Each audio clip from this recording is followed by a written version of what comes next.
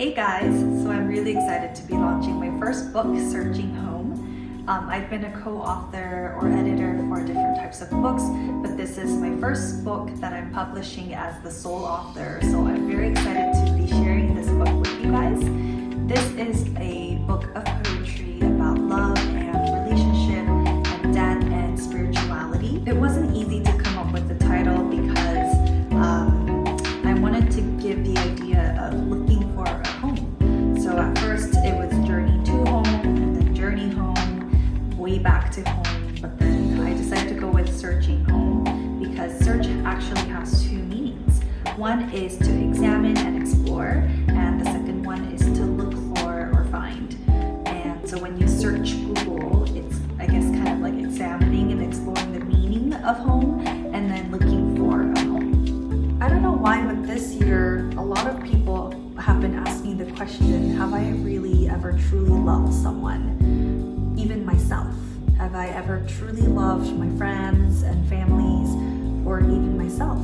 And I think it's a very important question because we're so connected in different sorts of mediums these days, but at the same time it seems that we're also very isolated ever since COVID, and then social media just blew up, and we're so much connected yet disconnected in different ways. So I think it's really important to explore the idea of true love.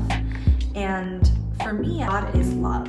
So love has its own life and its own journey apart from our ego, and I kind of wanted to put that in the book.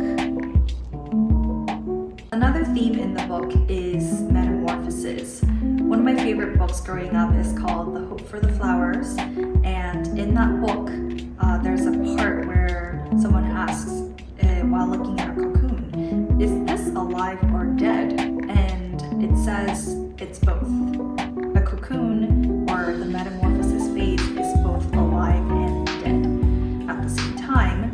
So a true transformation is actually, I think, some kind of death. And even as a child, I've always been fascinated with the idea of death. I think because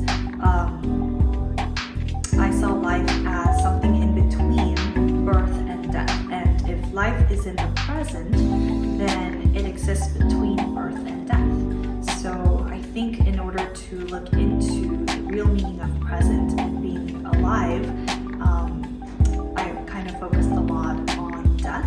And by going through some kind of death, it could be a death of an ego or relationship or your old self, or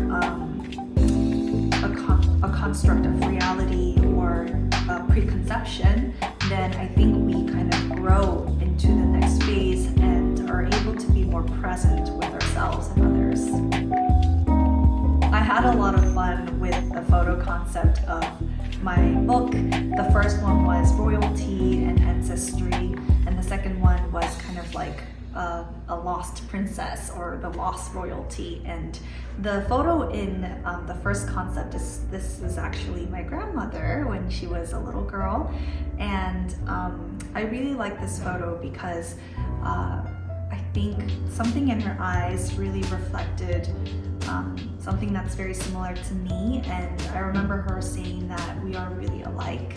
And I see this kind of strength and vulnerability and curiosity in her eyes. The last takeaway I want to share with you guys is that we are all lovers or beloved, meaning whatever stage we are in life, we are either loving someone or being loved at all times. And so when you guys are reading the book, I want you to maybe ask this question: how am I loving and how am I being loved?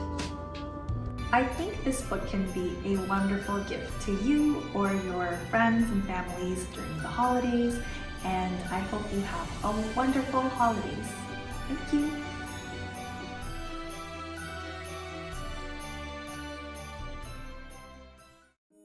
Something good isn't always good. Something bad isn't always bad. Good thing then isn't always good now. Bad thing now isn't always bad later. Something good for you isn't always good for me. Something bad for me isn't always bad for someone else. A good choice isn't always the best. A bad choice isn't always that bad. Sometimes it's better to make bad choices than only good ones. Some bad choices are detrimental, but even that isn't the end. Some reach their destination sooner than others. The destination is when you are no longer dreaming, when you've achieved and accomplished, when you are good. And when you are good, you're left with this question: was this the best? I stopped trying to reach the destination. I made some bad choices. I made some good choices. I lost some things. I gained some things. And then I pause and think, it wasn't that bad after all.